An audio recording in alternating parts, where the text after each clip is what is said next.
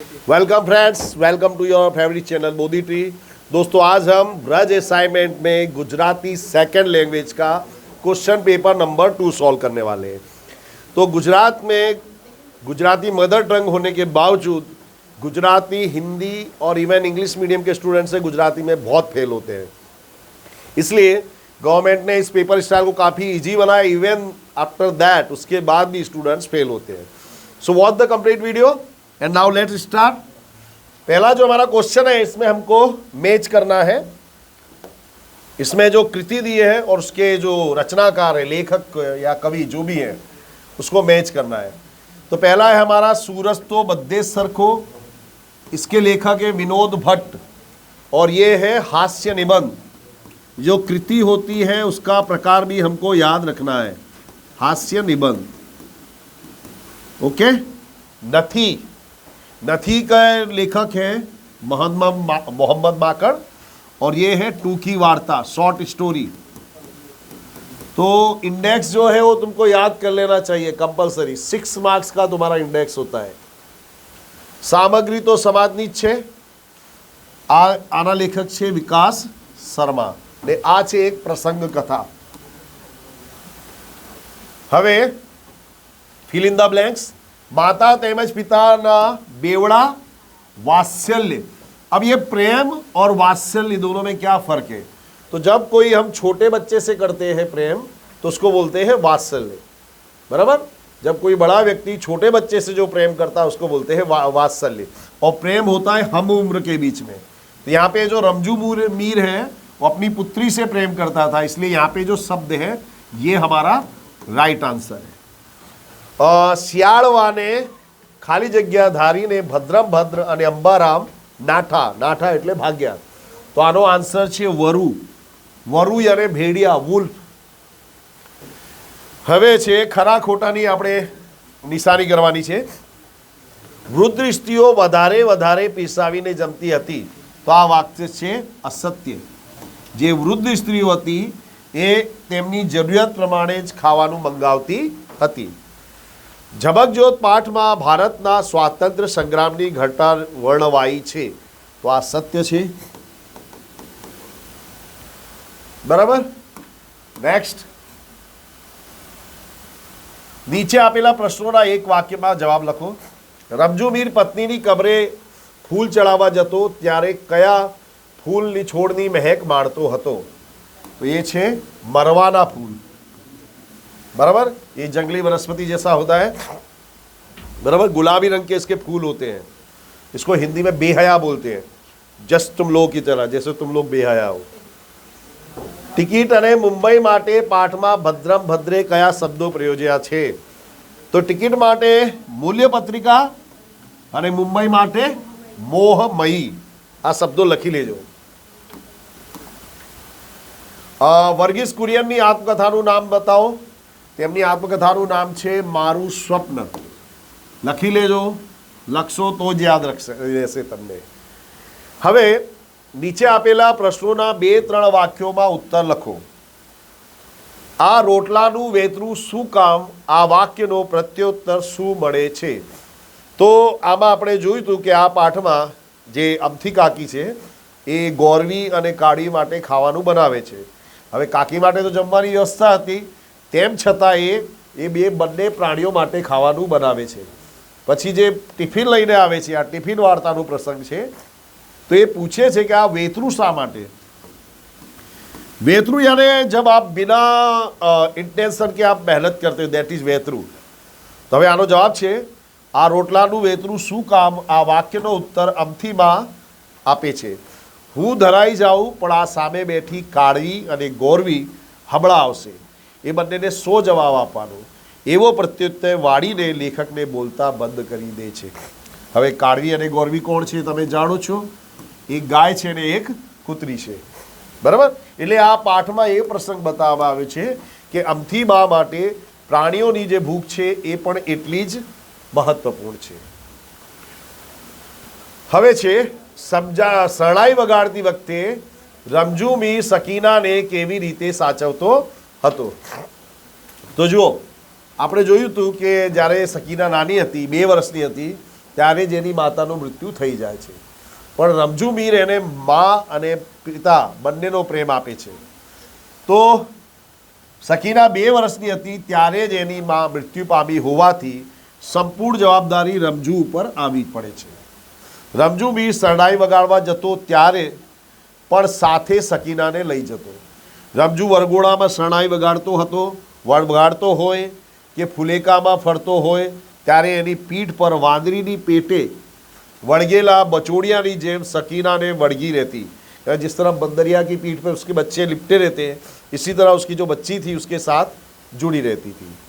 सकीनाने કાંખમાં બેસવા જેવડી હતી ત્યાં સુધી તો રમઝુ એને 24 કલાક પોતાની સાથે ફેરવતો હતો.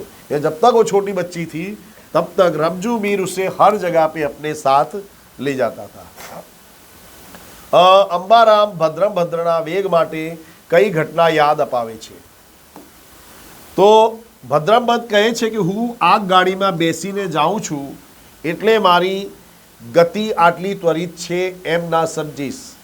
ત્યારે અંબારામ ભદ્રની વેગ માટે કહે છે કે મહારાજ તે દાડે જમાલપુર દરવાજા બહાર એક શિયાળવાને વરુધારીને આપણે પાછા ફર્યા હતા. તે દાડે તો તમે મારાથી બહુ અગાડી નીકળી ગયા હતા. जमालपुर ये अहमदाबाद में ही है. यहाँ भी बहुत बड़ा सब्जी मार्केट बनाती है और फूलों की भी मार्केट है यहाँ पे लगती है. तो ये उस जमाने की बात है. ये जो ये भद्रमभद्र ये जो नॉवेल लिखा गया था ये बहुत फेमस नॉवेल थी और तो उसमें बताया कि ये मैंने काफ़ी पुरानी कहानी है. तब अहमदाबाद इतना डेवलप नहीं था. तो वहाँ पे अम्बालाल एक सियाड़ को भेड़िया वरु मार करके काफ़ी तेजी से दौड़ते हैं. वो प्रसंग को याद दिलाई जाती है.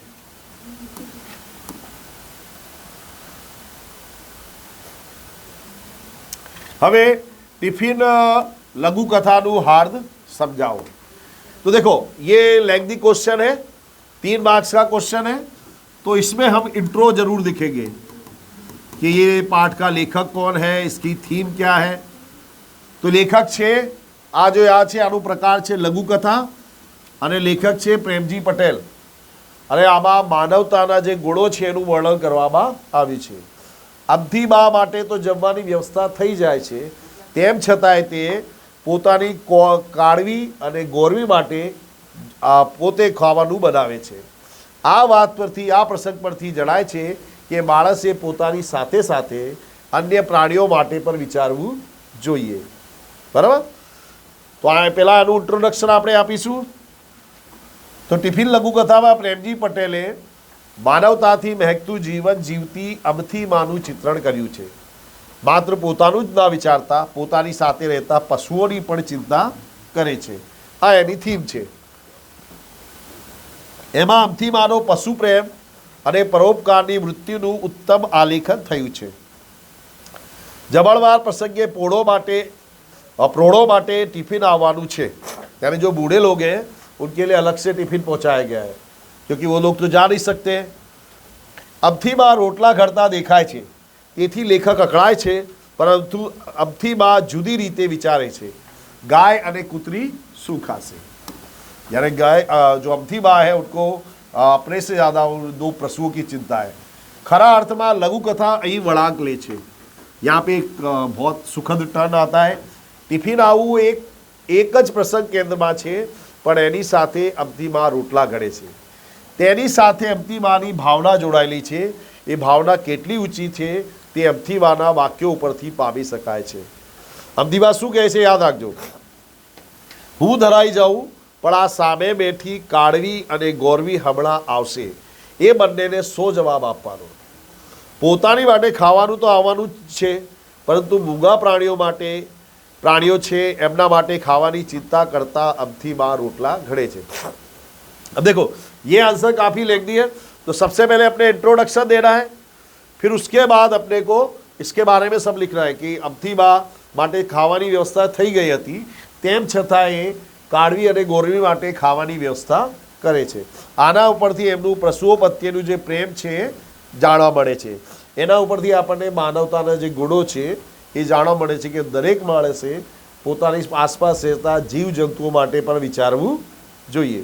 એટલે રિલેટેડ વિથ ધ ટોપિક જે પણ હોય એ આમાં લખી શકાય છે. તમારી લેંગ્વેજ જુદી હોઈ શકે છે, પણ આપણે પાઠ સાથે જે ટોપિક છે એની સાથે જે પણ અટેચ્ડ હોય એ લખી શકીએ છીએ. બરોબર. નેક્સ્ટ છે ડૉક્ટર વર્ગીસ કુરિયનનું પાત્રા લેખન કરો. તો આમાં તમારે વર્ગીસ કુરિયનની જે લાઈફ હિસ્ટ્રી છે એ જાણવી જોઈએ કે એ એન્જિનિયર હતા. એમનું જન્મ ક્યાં થયું હતું? તો 26/10/1921ના રોજ કેરાલાના કેલિકટમાં. અને એમના પિતા સિવિલ સર્જન હતા. વર્ગીસના માતાને શિક્ષણ અને સંગીતમાં વિશેષ રસ હતો. 4 ભાઈ બહેનોમાં વર્ગીસ ત્રીજું સંતાન હતા. જો આટલું ના હોય તો તમે આટલું તો યાદ જ રાખજો કે 26/10/1921ના દિવસે કેરાલાના કાલિકટમાં એમનો જન્મ થયો હતો. પિતા એમના સિવિલ સર્જન હતા. માતાને શિક્ષણ અને સંગીતમાં રસ હતો. પછી એમણે મદ્રાસની લોયોલા કોલેજમાંથી ભૌતિક શાસ્ત્ર વિષયમાં BSc પદવી પ્રાપ્ત કરી. ત્યારબાદ ગિવિન્ડી કોલેજ ઓફ એન્જિનિયરિંગ મદ્રાસમાંથી ઇજનેરની પદવી પ્રાપ્ત કરી. કોલેજમાં પ્રવેશ સમયે માત્ર 14 વર્ષની ઉંમર હતી. આ નોટ કરજો. જ્યારે કોલેજમાં ગયા ત્યારે એમની ઉંમર કેટલી હતી? 14 વર્ષ. વર્ગના સૌથી નાના વયના વિદ્યાર્થી હોવાથી તેમને ભાગે હંમેશા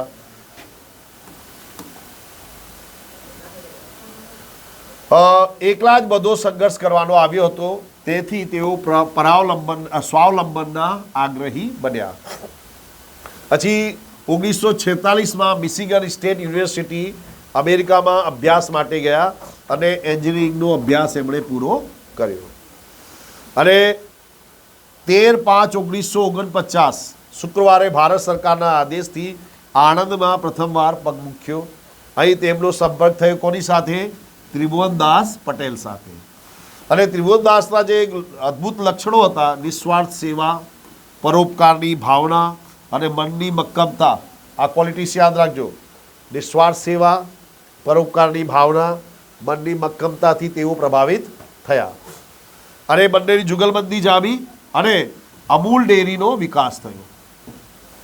એમણે ભારતમાં દૂધ એકત્રીકરણની યોજના ઓપરેશન ફ્લડ યાદ રાખજો. બરાબર. સ્વરૂપે શરૂ કરી.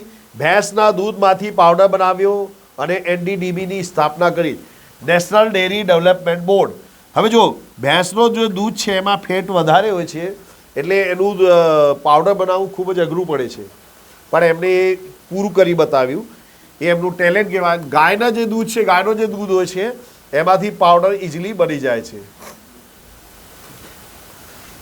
NDDB નેશનલ ડેરી ડેવલપમેન્ટ બોર્ડની સ્થાપના કરી. ચેરમેન તરીકે તેઓ માસિક 5,000 પગાર લેતા અને 60 વર્ષના થયા પછી પગાર લીધા વિના માનદ સેવા આપી. માનદ સેવા એટલે એવી સેવા જેવા માણસ કોઈ પણ પૈસા લેતો નથી, ખાલી સેવા કરે છે, એને કહેવાય માનદ સેવા. તેમની આત્મકથામાં તેમના અમૂલ સાથેના સંસ્મરણો લેખાય છે.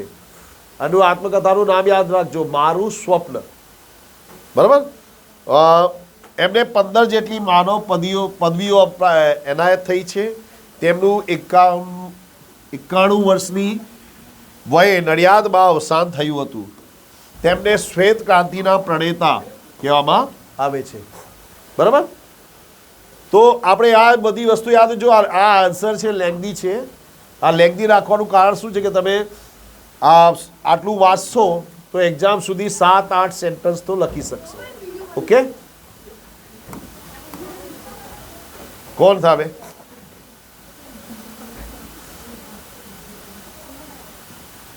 ચલો નેક્સ્ટ ક્વેશ્ચન છે રમઝુમીરનું શબ્દ ચિત્ર આલેખો. તો આમાં આપણે સૌથી પહેલા ઇન્ટ્રોડક્શન લખવાનું છે કે આ જે પાઠ છે શરણાઈના સૂર, એમાંથી એ પ્રશ્ન લેવામાં આવ્યું છે. એના લેખક છે ચુન્નીલાલ મડિયા. ને આ પાઠમાં પિતા અને પુત્રીના પ્રેમનું વર્ણન કરવામાં આવ્યું છે કે એક પિતા કઈ નિસ્વાર્થ રીતે કઈ રીતે પોતાની પુત્રીને પ્રેમ કરે છે અને એના મૃત્યુ પછી એની આખી દુનિયા વેરાન થઈ જાય છે. અહીંયા રમઝુમીરને એક આદર્શ પિતા તરીકે દર્શાવવામાં આવ્યો છે. એટલે આપણે આ રીતે પહેલાં ઇન્ટ્રોડક્શન લખવાનું, એના પછી આપણે બીજી વસ્તુ ઉપર જઈશું. મોટા પ્રશ્નોમાં ઇન્ટ્રોડક્શન અવશ્ય લખવાનું. ઇન્ટ્રોડક્શન લખવાથી તમારા 4 થી 5 સેન્ટેન્સ થઈ જશે, પછી 4 થી 5 સેન્ટેન્સ તમે જાતે લખો એટલે તમારું ટાર્ગેટ પૂરું થઈ જાય. તો આપણે ઇન્ટ્રોડક્શન લખ્યું.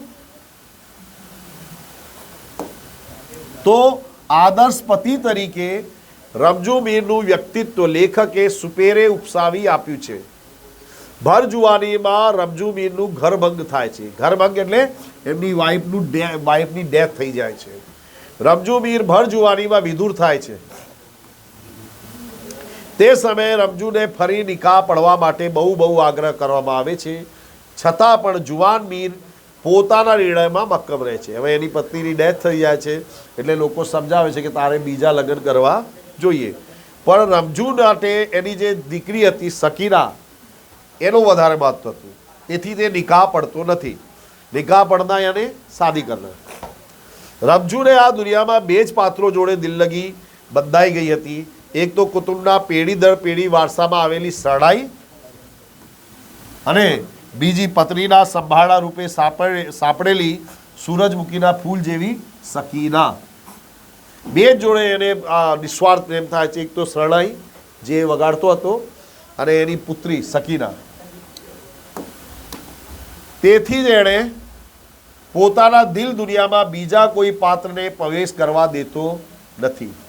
આમ એક આદર્શ પત્ની વ્રતા રમજુ મીરનું પાત્ર ઉપસી આવે છે. રમજુ મીરની પત્ની મૃત્યુ પામે છે ત્યારે 2 વર્ષની સકીનાને છોડી જાય છે. ભર જુવાનીમાં ઘરભંગ થયેલા રમજુને 2 વર્ષની મા બેવડી બાળકીના માતા થવું પડેલું. હવે જો આમ તો બહુ લેંગધી છે, આમાં આપણે આ રીતે લખીશું કે રમજુ મીર જે છે એની પત્નીના દેહાંત પછી પોતાની 2 વર્ષની દીકરી સકીનાને ખૂબ જ પ્રેમથી સાચવે છે. જ્યાં જ્યાં તે જાય છે, પછી લગ્ન હોય કે ફુલેકા હોય, ત્યાંમાં એ પોતાની દીકરીને સાથે લઈ જાય છે. એ પોતે ફાટેલા કપડાં પહેરે છે પણ પોતાની દીકરીને નવા કપડાં પહેરાવે છે. પોતે સૂકું જમે છે પણ પોતાની દીકરીને મિષ્ઠાન જમાડે છે. બરાબર. પછી ગૌરીના લગ્નમાં એને પોતાની દીકરી યાદ આવે છે અને ત્યારે એને દાદમાં મળેલા બધા જ પૈસા એ ગૌરીના હાથમાં આપીને એ કબ્રસ્તાનમાં જતો રહે છે. આમાં તો ઘણું બધું લાંબુ છે, પણ આપણે ઇન શોર્ટ જો તમે સ્ટોરી વાંચી હોય તો તમે આમાં બહુ ઇઝીલી લખી શકો છો. ઓકે.